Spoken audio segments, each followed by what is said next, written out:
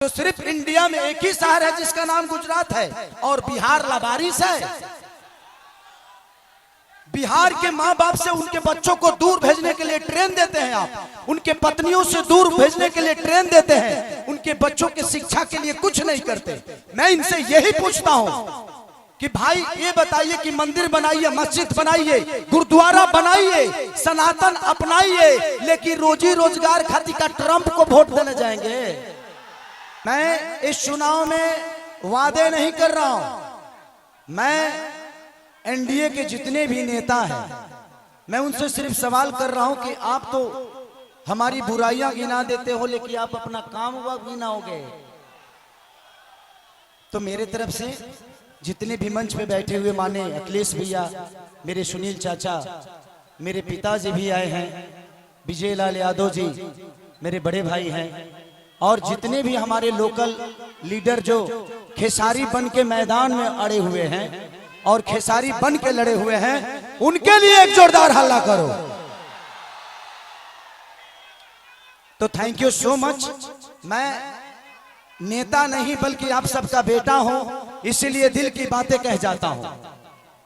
आजकल जितने भी एनडीए के लोग हैं, सब लोग खेसारी को टारगेट कर बैठे हैं। यहां तक ले कि हमारे पिता तो माननीय मोदी जी भी छपरा में खेसारी को हराने के लिए आ गए। जो लड़के बड़ा हुआ है उसको कोई हरा सकता है? इस छपरा ने मुझे, इस धरती ने एक ऐसे बेटे को पैदा किया है जिस बेटे के लिए अपनी जान तक दे सकते हैं।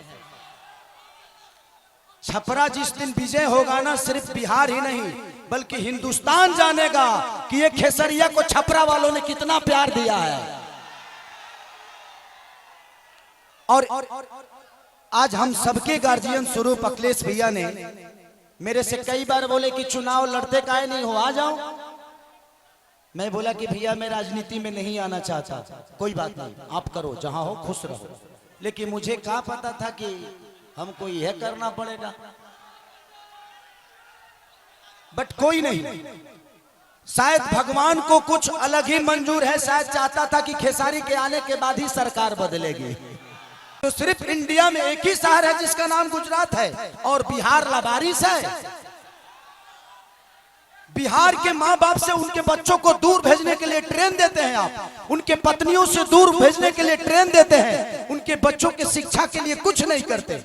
मैं इनसे यही पूछता हूं कि भाई ये बताइए कि मंदिर बनाइए, मस्जिद बनाइए, गुरुद्वारा बनाइए, सनातन अपनाइए, लेकिन रोजी रोजगार खातिर का ट्रंप को वोट देने जाएंगे। ई के बनाई, हम लोग के लिए फैक्ट्री कौन बनाएगा? हमारे बच्चों के लिए शिक्षा का व्यवस्था कौन करेगा? अब बैठ जाइए। हम यही सवाल कर रहे हैं। जब भी चुनाव आता है तो इनको सिर्फ जंगल राज ही बताना है। अरे यार, जंगल राज थोड़ी देर के लिए मान लेता हूं कि था, मान लिया, सुन लिया। अरे तो कौन आप सब मंगल राज बना दिए हो इस धरती को? रोज हत्या होता है। लॉ एंड ऑर्डर हमारा बहुत अच्छा है। अरे यार, उस परिवार से पूछना जिस परिवार का आदमी मारा जाता है। सिर्फ एक आदमी नहीं मारा जाता है, बल्कि वो घर का चिराग था, अपने घर की विश्वास था, जिसको मार दिया गया। उसके बाद जिसको जेल में डालते हो उसका भी करियर बर्बाद होता है। तो हमें बिजी कर दो ना यार, हमें काम दे दो। और काम नहीं दोगे तो क्या करेंगे? हम मौत में भी रोजी ढूंढते हैं, क्या करेंगे? ढूंढ ही लेगा कोई, क्योंकि हम बेरोजगार हैं। आज छपरा की स्थिति जो पानी में डूबी रहती है, छपरा व्यापारियों के करोड़ों रुपए बर्बाद हो जाते हैं। उसका जिम्मेदार कौन है? कुछ लोग कहे भी रहे हैं कि खेसरिया तो 15 दिन के लिए रहेगा यहाँ पे। अरे बेटा होके अंधा होके तो एक लोटा पानियों दी। बेटा हो अगर उसके पास आंख है ना, तो अमेरिका में भी रह के अपने माँ बाप का सेवा कर सकता है। तो बच्चों को रख के यहाँ के जो स्थानीय विधायक हमारे बुजुर्ग हैं, चाचा हैं, वो उनका सम्मान है, सीएन गुप्ता चाचा। वो तो 10 साल से शहर में रहे हैं, करो घर दाल भर पानी में डूब रहा। तो जब बताइए कि ये नेता अपना इलाज एम्स में कराते हैं, अपना इलाज के लिए बेहतर अस्पताल नहीं बनाए तो हमारे बच्चों के लिए बनाएंगे? इनके बच्चे अमेरिका में पढ़ते हैं। जब ये अपने बच्चों के लिए बेहतर स्कूल नहीं बनाए तो हमारे बच्चों के लिए बनाएंगे।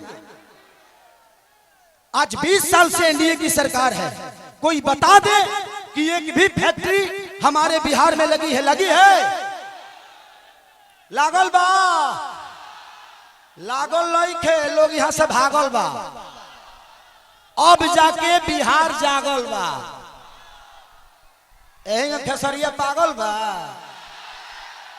जी। नवतरे एगो हमार बड़ भाई है मानिए रवि भैया, वाह, वो महादेव है, महादेव है।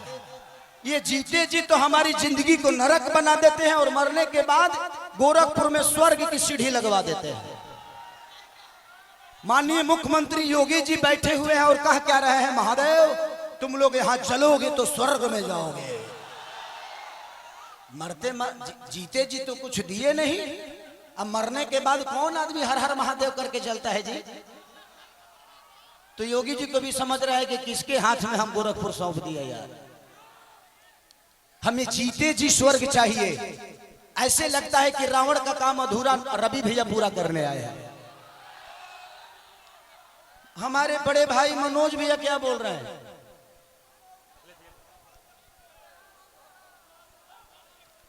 तो ये सारी चीजें हैं यदमुल्ला। कोई बात नहीं, बड़े भाई हैं, छोड़िए उस बात पे हटाइए। तो मैं चाहता हूं कि ये भाषण का टाइम नहीं है, क्योंकि भैया को भी बहुत जगह जाना है और भैया की बहुत बिजी शेड्यूल है और मुझे भी यहाँ से राघोपुर जाना है भैया के क्षेत्र में। तो हम चाहते हैं कि मेरे बड़े भैया अखिलेश भी आए और हमारे भाइयों को आशीर्वाद दे दें।